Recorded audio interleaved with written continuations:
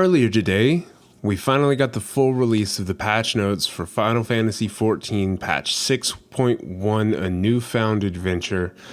And with this final bit of the patch notes comes all of the new job updates that people have been talking about for weeks and excited about and a little upset about. So I figured in this video, what we'll do is we'll just cover all of the job changes and my thoughts and how I think that's going to affect the game going forward.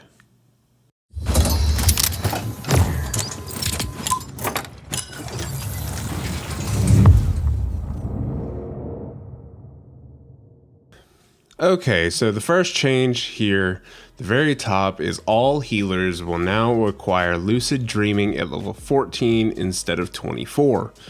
This is not necessarily the hugest thing, but it is big because if I'm remembering correctly, it's been a while since I leveled a low level healer.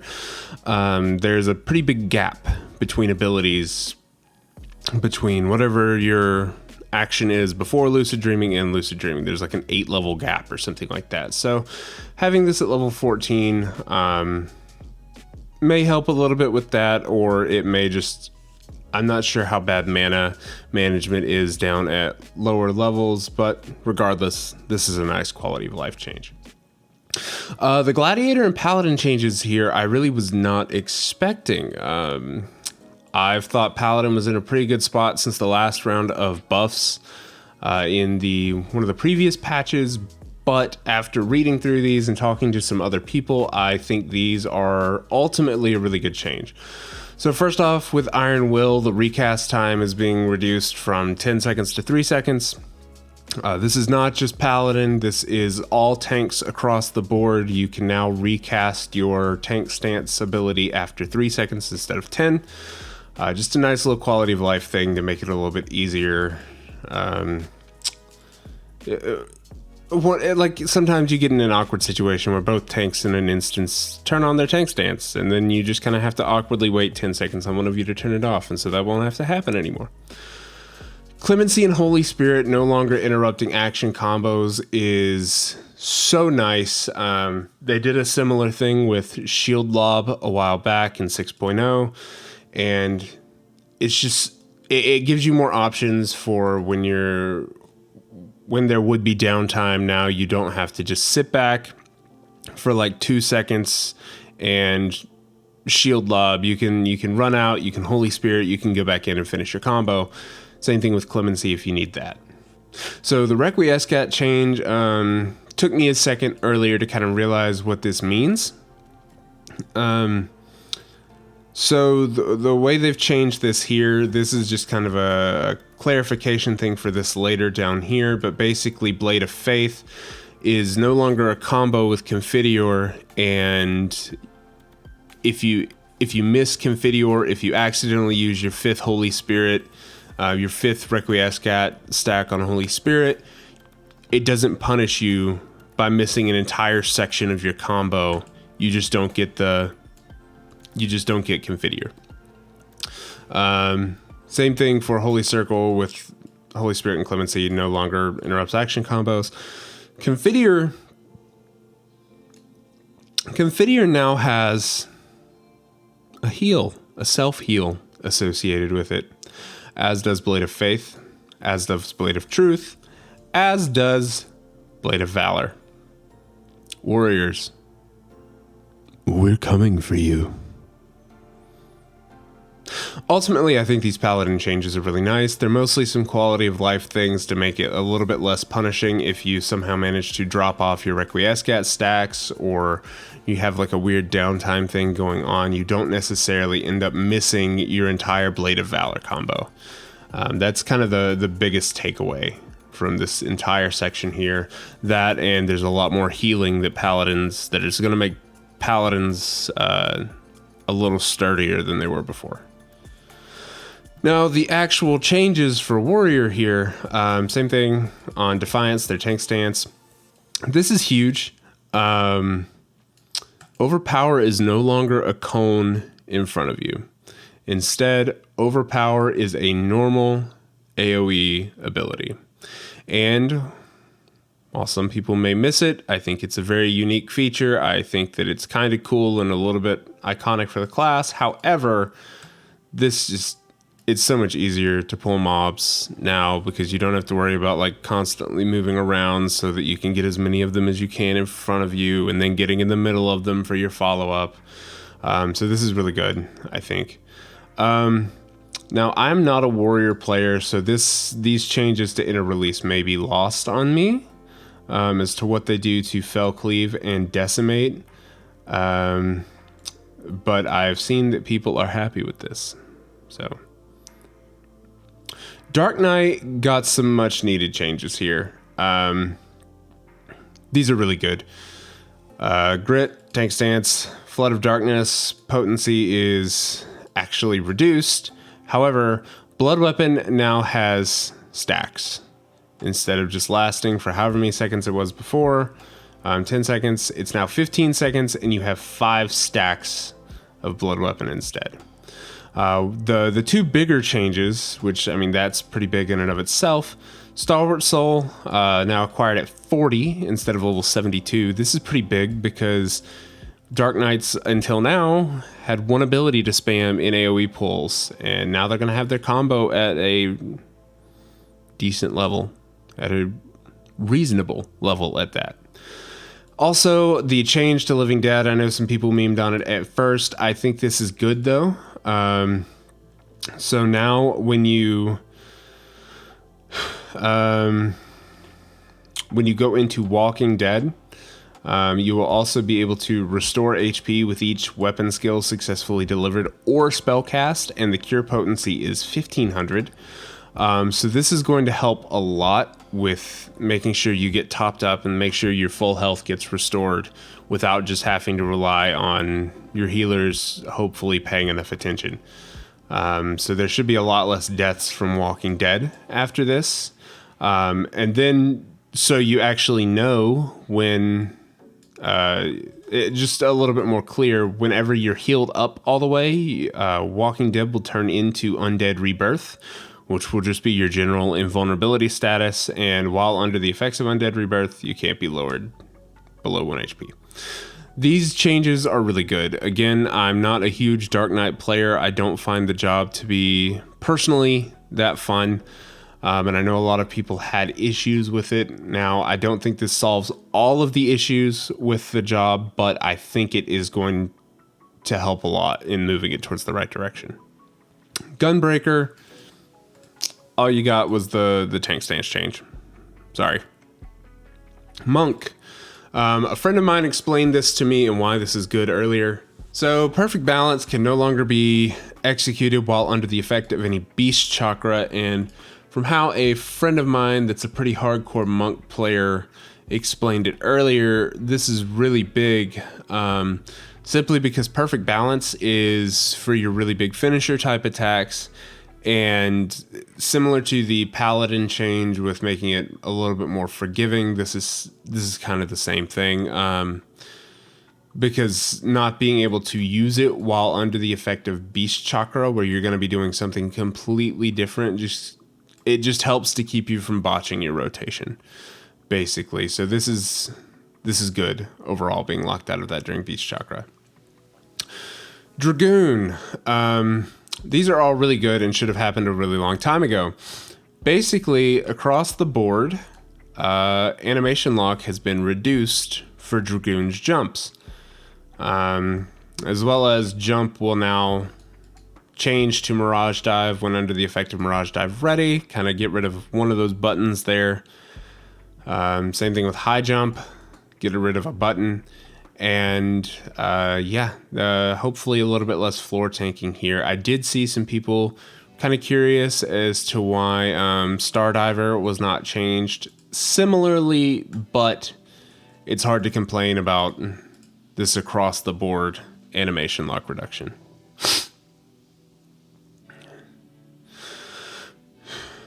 Okay, now we get to the two most controversial changes. Ninja and Samurai. We'll talk about Ninja first because it's first here. A lot got changed. Some of this was simply a little bit of rebalancing with combo potencies and moving melee mastery to an earlier level, so you get it a little bit faster. That's good. The really big thing here is with Doton and with Trick Attack and Mug. So first off, Doton has had its potency increased, but the duration reduced. I don't know the math specifically, but hopefully this comes out to about DPS neutral. However, now you can't pre-pull Doton anymore because using Hide will get rid of your Doton. So that it's specifically to keep people from pre-pulling. Not sure how I feel about that, simply because even if it's not optimal, I think people should have the option. But I'm not a ninja player. This one I really don't understand. So now Mug does what Trick Attack used to do, and Trick Attack is a personal damage buff. Totally fine with them adding in a personal damage buff to Ninja. I just don't understand why they couldn't just put it on Mug and then leave Trick Attack alone. This is the most baffling change in the entire patch note for me, because it feels so pointless. Like, maybe a Ninja player can comment down below, can have a little bit of insight on maybe why they switched the two, but I don't understand why they wouldn't just leave Trick Attack alone and add this new 10% damage, personal damage increase onto Mug. I don't get it. And then, in addition, animation for Shukuchi has been shortened. Less animation lock.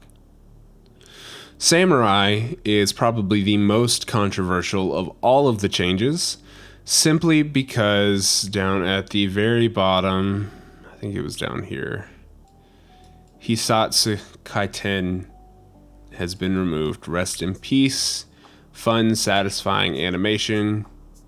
We knew ye well. So a lot of these changes in Samurai are simply potency balancing, a lot of which is to make up for the fact that we no longer have Kaiten.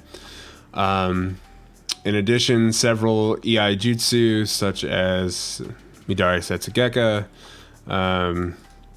are now a guaranteed critical hit. This has been really controversial, simply because it's like, wow, now what does synergy look like with other jobs that, you know, encourage critical hits, that buff critical hit rates? How does Samurai pair with like Scholar's Chain Stratagem now? It's really hard to say overall, but people are, I think, definitely rightfully worried that, you know, Samurai players are kind of rightfully worried that this is going to affect their viability a little bit. Not that I think Samurai will be any less viable than they are now, but there's definitely going to be a shift, I think. The other big change in here that's not just, okay, there's a guaranteed crit, there's potency changes to compensate. Let's see, where was it? Tenka Goken is no longer a cone, just like with Warrior. They changed that from a cone to all enemies around you. So that's definitely going to come with a new animation. And I think it's a good change overall, but that animation before was just so cool. I was such a big fan of that animation. So we'll see we'll see what it does. Overall, I think Samurai is still going to be very strong. I think it's always going to be strong because people enjoy playing it. It's flashy. But this is definitely a huge change that's going to take some getting used to. Reaper, nothing big here. The big thing is animations have been shortened, and then after Hell's Ingress or Egress, Enhanced Harp has been increased from 15 to 20 seconds. It gives you a little bit more time to get that Enhanced Harp off. I really like these Bard changes as somebody who plays Bard quite a bit. So first off, with Repelling Shot, the range has been increased from 5 yalms to 15 yalms. That's pretty big. That's like an actual backstep now. And the activation time has been adjusted to match that of other backstep actions. It's cool, just more consistency. This is good, just creates a little bit more distance. Battle Voice no longer requires you to be playing a song to use Battle Voice. You're pretty much always playing a song as Bard, so I don't think this is a huge change, but it is nice in case you somehow drop something, or maybe you want to get Battle Voice in before you activate your songs during your opener. Either way, this is good, I guess. Like, ultimately, I don't think it really matters because you're playing a song 100% of the time, pretty much during an instance, regardless. And now the Wanderer's Minuet changes to pitch perfect upon execution. This will take some getting used to, but ultimately I think it's a good thing. It just cuts down one more button from Bard's kit. Yeah, just getting rid of some button bloat. All Machinist got was a bunch of potency increases. Again, not a Machinist player, but I think it's good, because Machinist's potencies were definitely a little bit low before, but I think this is ultimately not enough from what I've seen from people who play and complain about Machinist. This is good, this is appreciated, but it does not quite address the issues with the job overall. So hopefully there'll be some more farther down the road. Dancer has a lot of changes here. The big ones, I think, are that a lot of these abilities, like your dance steps and your standard step and technical step, are now a weapon skill. This is a buff more for classes like Reaper, where they have certain buffs and abilities that depend on other players using their weapon skills to charge up. Like Reaper's Plentiful Harvest requires your teammates to use their weapon skills, and Dancer did not count before because these were not weapon skills. The rest of this just looks like it's mostly been some renaming. I'm not really sure what the point is here. I think I'm just missing something, because there's got to be a reason for this other than what I'm getting out of it. And then Arcanist / Summoner.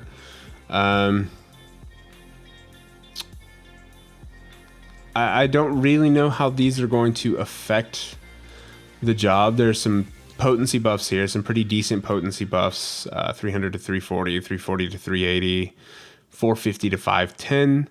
Slightly longer recast time. Instead of 2.5, it's 3 seconds now. Yeah, I'm not entirely sure if this comes out like DPS neutral or what. Again, hopefully this is one of those that somebody smarter than me can explain it down below as to what the points for these are. This one, I know some people were a little bit upset about. Searing Light is now executed directly from the caster rather than from Carbuncle.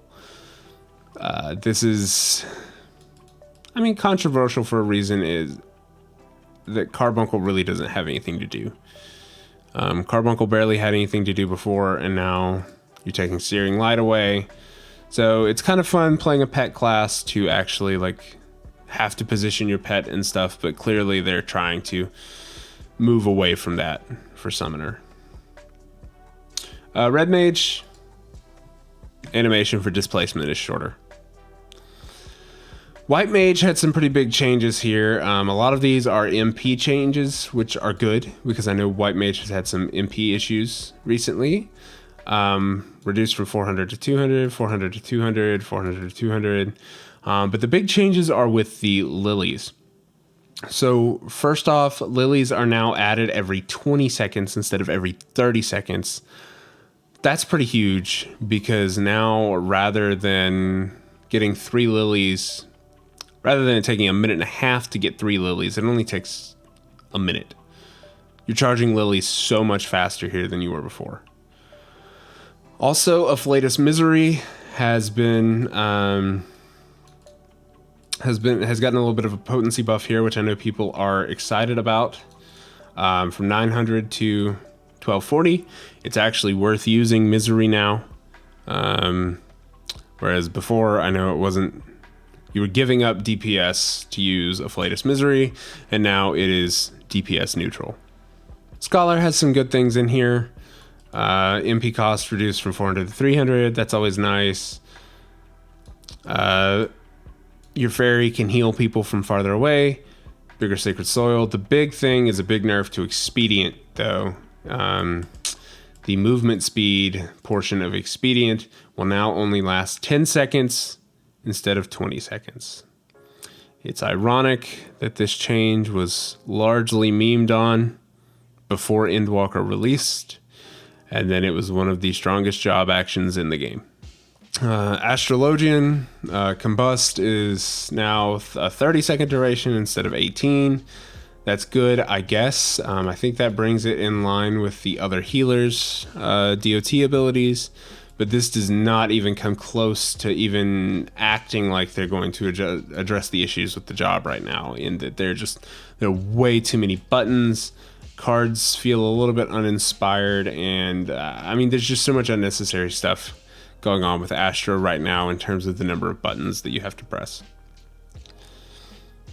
And then Sage, I think the biggest thing here is that now you will start an instance with maximum stacks of Adder Sting rather than having to build them up, so it makes openers a little bit more exciting and a little bit more convenient when you're repulling and setting up for pre-pull.